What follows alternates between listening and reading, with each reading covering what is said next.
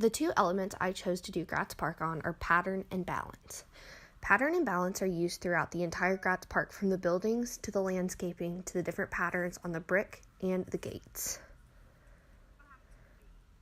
Here's an example of how the pattern of the landscape balances each side. The trees are perfectly aligned and laid out to where they repeat, but they also have a balance on the number on each individual side. And there's also a large pathway in the middle of it, putting an emphasis on the building at the back. This is important too because it really helps your eye to guide.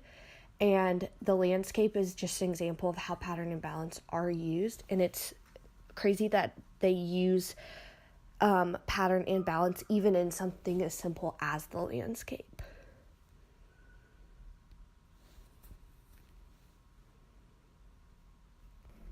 Another example of pattern is how the bricks are laid.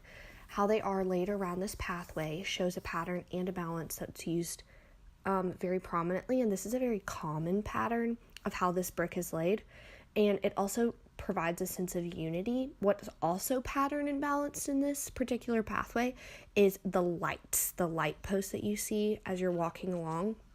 Those are also very balanced and patterned and spaced out correctly, and there's the same amount of space in between each light post. Also, the way that the brick is laid is also a pattern. The way it's laid and how it circles and loops around, there's a pattern to how that brick is placed. The next thing that has a pattern is this gateway right here. This black gateway has a pattern on the detail of it. And also, there's also pattern and really line used, but pattern and balance of the way that it's perfectly spaced. It's the same on each side, so there's a balance to it. It's not a pattern on one side and a different pattern on the other.